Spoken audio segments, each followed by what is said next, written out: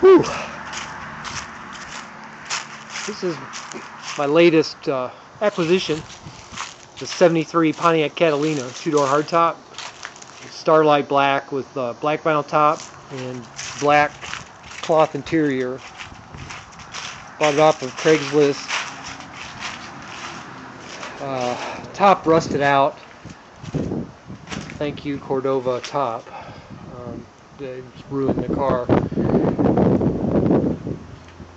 So I'm on the lookout for a 2-door hardtop body with a decent roof panel, because the only way to fix it would be to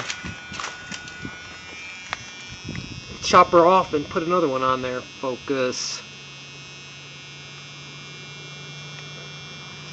This car is built at the Pontiac plant. It's got a 402 barrel. I think I just said that. Somehow it earned dual exhaust somewhere around the road. It's very interesting. It's got some nice options. It's got tilt, AM, FM radio, mono radio, air conditioning, like most of them have. You can't see it, but it has a 6-way power seat, which is very nice. Another oddity is the power door lock option. Very, very unusual to see power door locks and no power windows.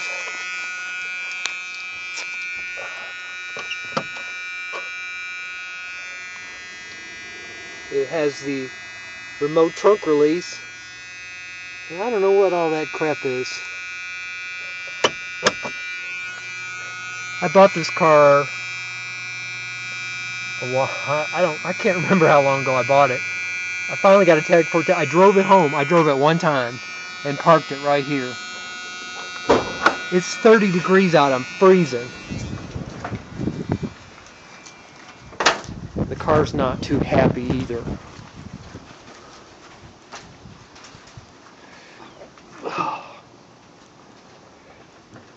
It's going to be a real test of the battery. Poor little Primus is about out. This thing, when the choke pull-off was bad on it. Oh, that's just great. I swear.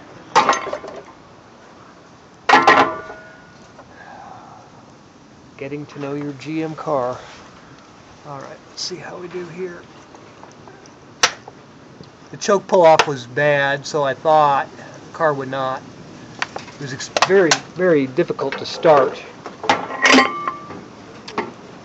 And so when I bought it, I brought another choke pull-off off of a 2GC Rochester carburetor. Well, goodness. I'll deal with that later.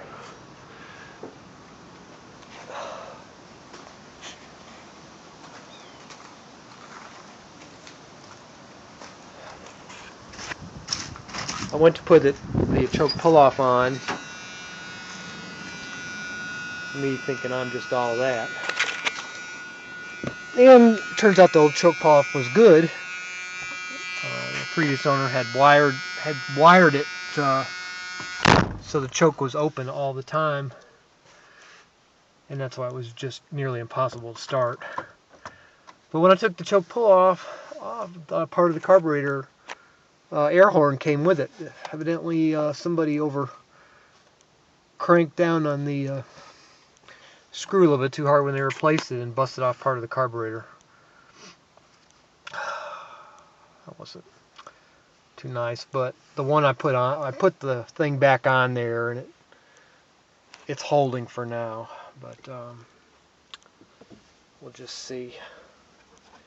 Oh, this car does not have the lamp group, which is one reason I love these GM cars is you just do not know what you're going to get. Didn't Forrest Gump say something like that? But anyway, pump, pump, pump, pump, pump, pump, pump, pump. Do not know. We'll just give her a whirl. Yeah, I'll roll the window down.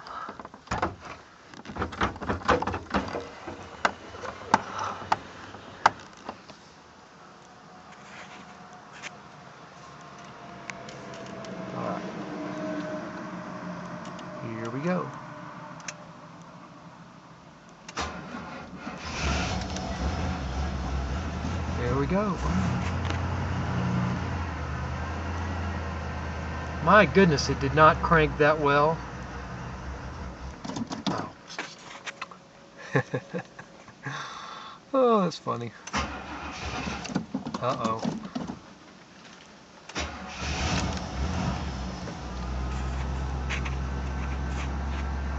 It's been about, everything seems to be 3 weeks ever since I cranked the car. The last 3 cold starts I made for all 3 weeks.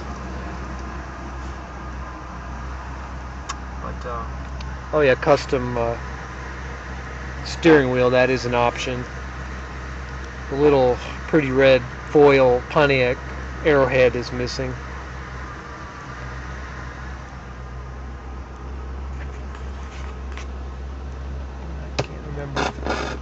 Got static.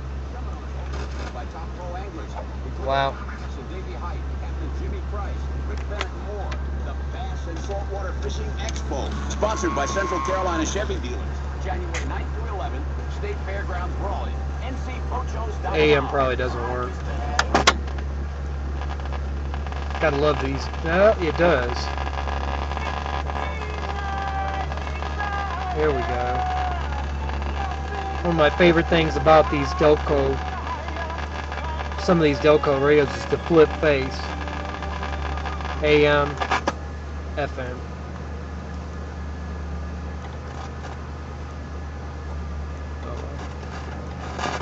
It does have the rear speaker option, but it's not currently working, and I'm not going to monkey with it. It will burn out the output transistor. Let's see if it'll run on its own.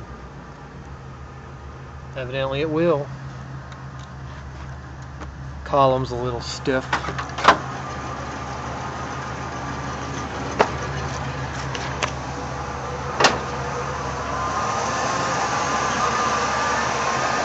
Thank you, Primus.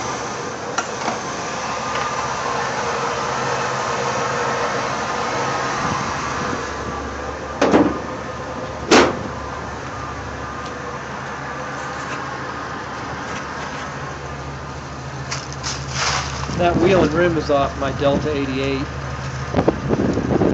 When I bought the car, the original spare was on it, and I want to preserve it, so I put it back in the trunk and borrowed one off the Oldsmobile.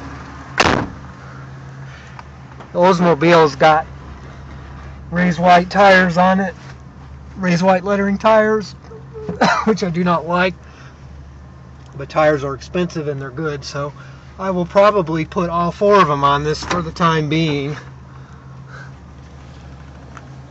Looks like we have some window alignment issues.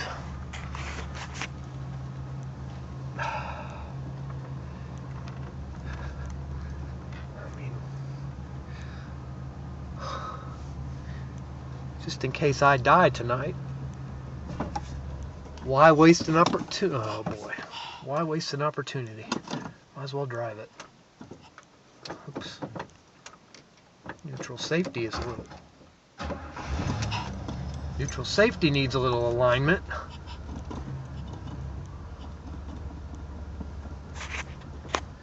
And I hate driving like this. I don't drive like this, but we're being a little persnickety.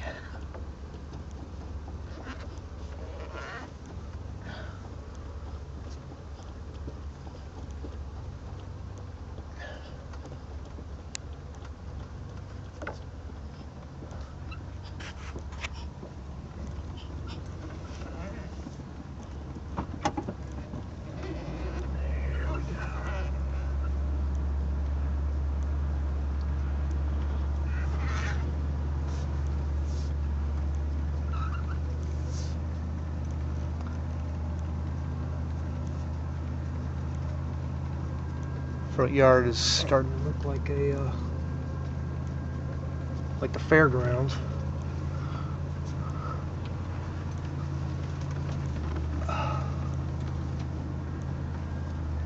However, there will be no demolition derbying.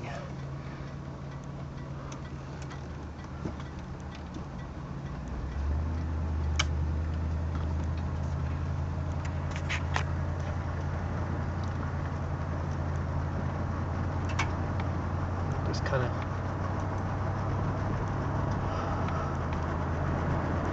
this is a dead-end road. It's my personal test track.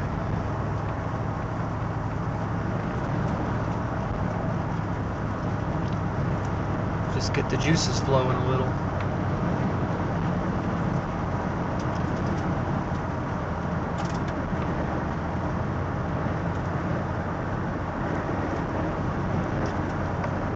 Car drives so well. It's got 97,000 miles on it.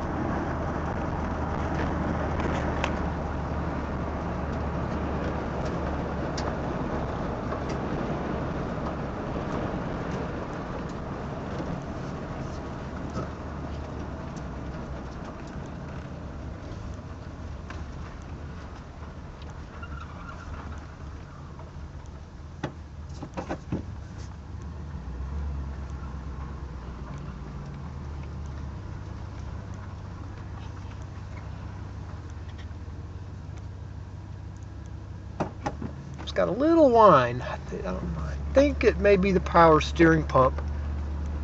Could be the transmission pump's hard to tell. We'll find out in due course. I'm excited to have a license plate for it, and insurance on it, so I can legally drive it.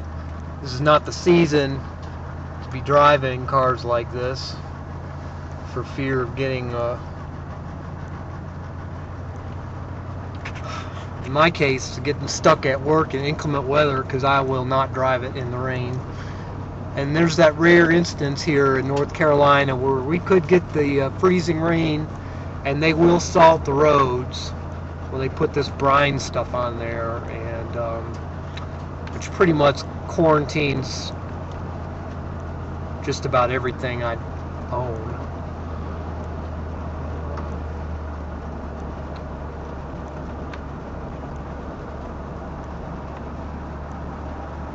I haven't put the correct license plate on it yet, so I really can't get it out on the road.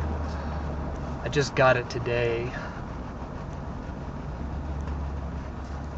I'm gonna put the plate on it here in just a few minutes before it gets dark.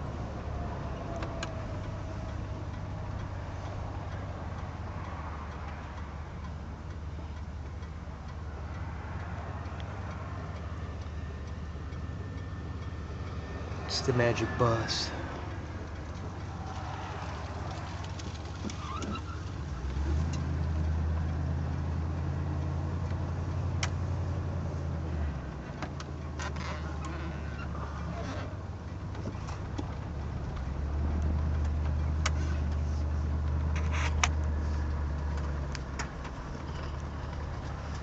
One 1973 Bonneville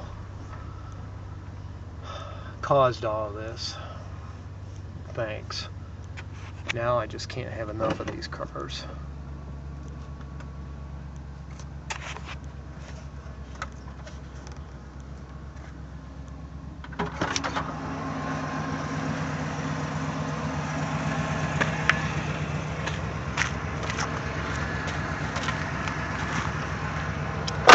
Touch that up. That's just bare metal.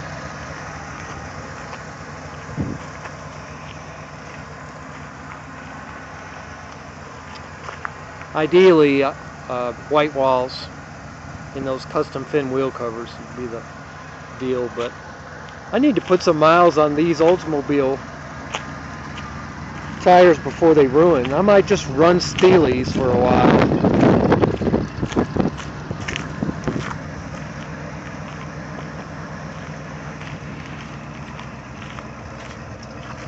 There's just something so cool about seeing the condensation coming out of dual exhaust on an old car. It's diluted quite a bit thanks to pathetic, stupid Nissans. Not even the 4-cylinder Altimas have dual pipes coming out the back. I don't know why that irritates me so much, but it does. just disgusting to me. Just gross. And I shouldn't really say anything because these cars have the transverse muffler with the 2 pipes on it, but you know what? This is my little world, my little video, so these are excused.